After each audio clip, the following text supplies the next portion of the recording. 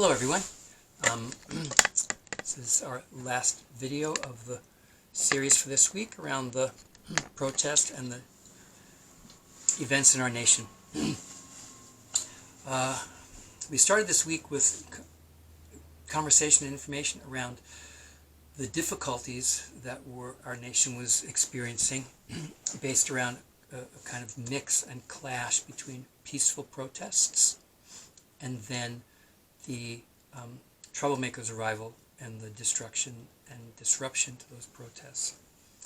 And the nation struggled this week with trying to cope with both of those. Beginning of the week felt extremely stressful for me and a lot of people as we watched the news and tried to understand what was happening. It's now Friday. Today was the memorial service for that man who was killed. And so much has been discussed this week. I have had the TV on constantly on the side in the background to watch and learn while I was doing all kinds of projects and work this week so I could stay informed. And I will say, I, and I think many other people, have a greater sense of peace and hope and patience at the end of this week than we did at the beginning of the week. The troublemakers seem to be gone. Many of them were arrested and sent to jail for their actions. And the peaceful protests continued and just got bigger and bigger. Many comments in the last few days on the news have mentioned that the people in the protests have been very diverse. It's not just a black people, African American people issue. It's an everyone issue who seeks to see a change in this nation that will remind us of our original premise that we could be a land of the free. And so, as I watch the protests, there have been problems, I will admit that, and that's disturbing and distressing for me to see. But overall, thousands and thousands of people around the country, and it has spread around the world, are responding to the unfortunate death of Mr. Floyd. To hope for that change can actually happen, a change that has been hundreds of years in the making, but this seems to be a turning point. Some of us who view this as a turning point of a shared identity that many people, not just people of color or black people or African Americans, think that it was wrong and things need to change. And so there's different feelings of hope and thoughtfulness and aspiration into the future that it's possible, that it could be possible. I think so much has been reviewed and discussed and considered in light of the events of this last week and the days since this man died, he was killed, that we as a nation and people around the world can think about moving forward in a way that more people are looked at as the same and equal regardless of their outside. And so we shall continue to see. Laws need to be changed. Some people needed to be voted out of their political office. Some new people need to be voted in to make those changes happen. But there's a possibility that so many things could change. And you, as a new generation of citizens in the United States, hopefully can see the importance of the responsibilities of citizenship as these people who are protesting and exercising their right to freedom of speech can make changes. And so I'm going to continue to hold that in my heart and hold that in my head, that things can and will change for the better. Yeah. Something this week that happened that I saw, I am thinking I was lucky enough to be watching TV on one TV station when a poem was recited. A 17-year-old woman who was a poet, I did not catch her name to remember it, was asked to read a poem which I had never heard of before until that moment, called Let America Be America Again. And that poem was written by someone named Langston Hughes, and she recited that poem, and I thought it affected me really deeply. And I thought it's a poem that I now want more people to hear about, based upon my opinion, because of the powerful words and images he creates. Now, I have the screen open here for me to be able to read that. Langston Hughes is described as a poet, novelist, means a writer of books, fiction writer, we know about fiction, and playwright, means he writes plays. Langston Hughes is known for his insightful, means thoughtful, colorful portrayals of black life in America from the 1920s through the 1960s. That means about 90 to about 50 years ago. And he was important in shaping the artistic contributions of the Harlem Renaissance. And that was Harlem Renaissance was a very colorful, artistic-filled time period in the Harlem neighborhood in New York City in the 1920s, 1930s, 1940s. And he was one of the people influential in that period. He was born in 1902 and died in 1967, near the age of 65. Seattle has a cultural arts center called the Langston Hughes Center in the Central District, very close to my old house. We were there a number of times to see different artistic performances, and it was named in his honor, Langston Hughes. So I think you will likely hear his name again in the future. The poem is interesting. It's a longer poem than I'm going to read to you tonight, and it's constructed in a certain way. When you have a group of lines in a poem, it's called a stanza. New word, stanza, stanza, stanza. That means those lines are all connected to the same idea. And then another, often shorter amount of lines, in this case it's kind of one line, is called a refrain. So it's a pattern. So you have a stanza with ideas, and then a same kind of sentence comes in. And then after that refrain comes a stanza, and then a refrain. And it comes back to kind of keep coming back and presenting an idea back into our heads. And so this poem has a combination of stanzas and refrains. And I thought I would read 3 of the stanzas tonight because I think they speak to our experience today as witnesses, observers, and participants in what's happening in our nation today. The idea is working towards what we describe as a more perfect union.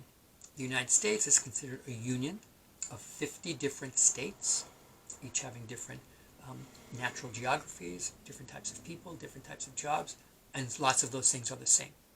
Same geographies, same people, same jobs.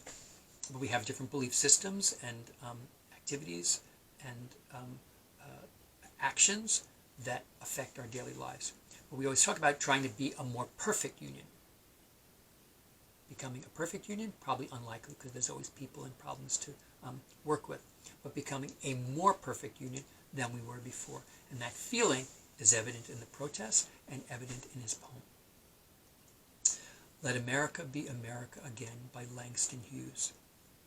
Let America be America again. Let it be the dream it used to be.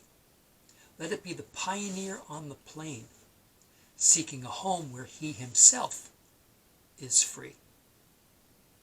America never was America to me. Stanza and refrain.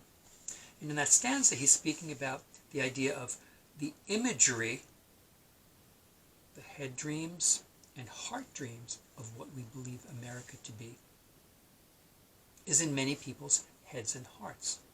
A place to be free, to create a home wherever you want it to be, and to find those places that builds your life up. Like I said, the pioneer on the plain, seeking a home.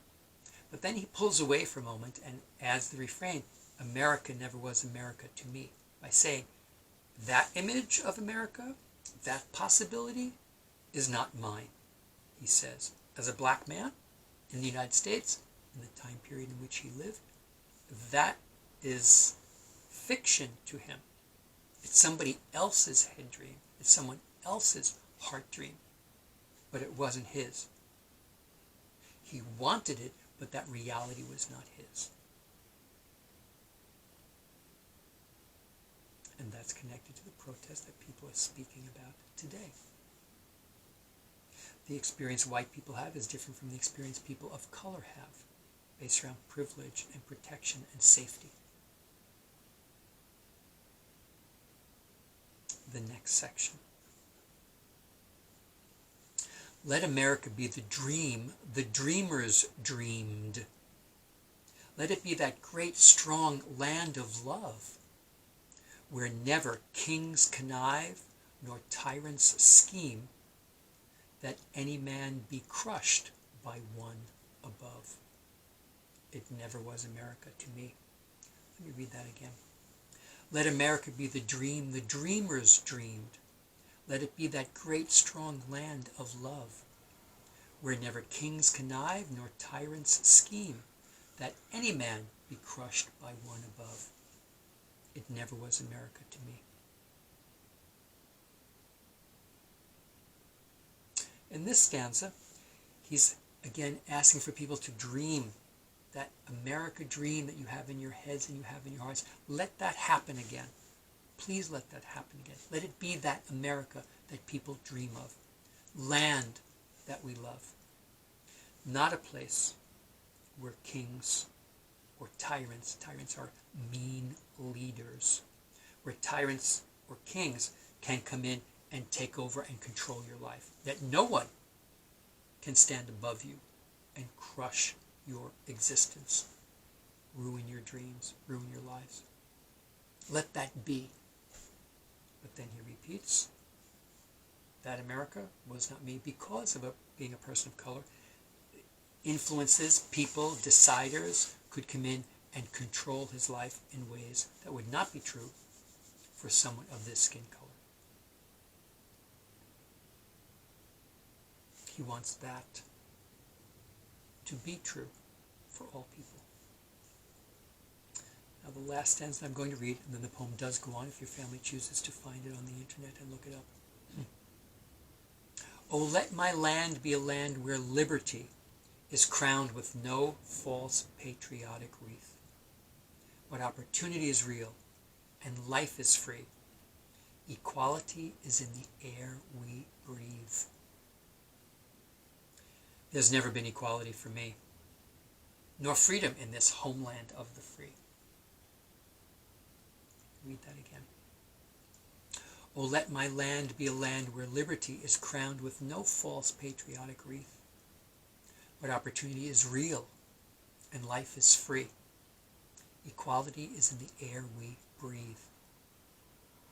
There's never been equality for me, nor freedom in this homeland of the free. And in this stanza, which I'm ending with this evening, today, is please let liberty come back. We speak of liberty. We have a statue of liberty. We think about liberty. Let it happen. Let it be here now, so we all may enjoy freedom. Not a patriotic, my country right or wrong, USA. He doesn't want that false patriotism. Patriotism comes with responsibility. It's not just chanting your nation's name, but it's understanding your nation's successes and its problems. He wants people to understand both and balance those in your love of nation. It also includes looking at and not ignoring things that are wrong or unequal, connected to the protest this week. But opportunity is real, and life is free for everyone. And this line is really what strikes me. Equality is in the air we breathe. We all breathe the same air. Please let us be treated equally. We all breathe the same air. Let our lives be equal. We all breathe the same air. Let equality be part of that breath in and out. And he repeats, but that hasn't been his case. That hasn't been his experience to have equality as other people do. It hasn't been his case to have freedom the way other people do. So he speaks about goals and dreams and aspirations, but also provides a reminder of, we're not there yet. Just as the peaceful protests this week, in my opinion, reflect this poem. I'm so grateful to the people on TV who found this woman to read it and taught me the poem and had me go and look it up. And that's when I thought this would be a good way of concluding our week and conversations around these with some thoughtfulness through arts and creativity. And it gave me some peace of mind and some peace of heart after a week of watching distressing images on the screens that maybe, hopefully, definitely change that these protesters and we who are not in the streets still believe to be places that can be changed and are important for our nation's growth, to be that more perfect union and that more people can be together and treated equally, is my opinion. Thanks for paying attention to these. I'm thinking about you all a lot.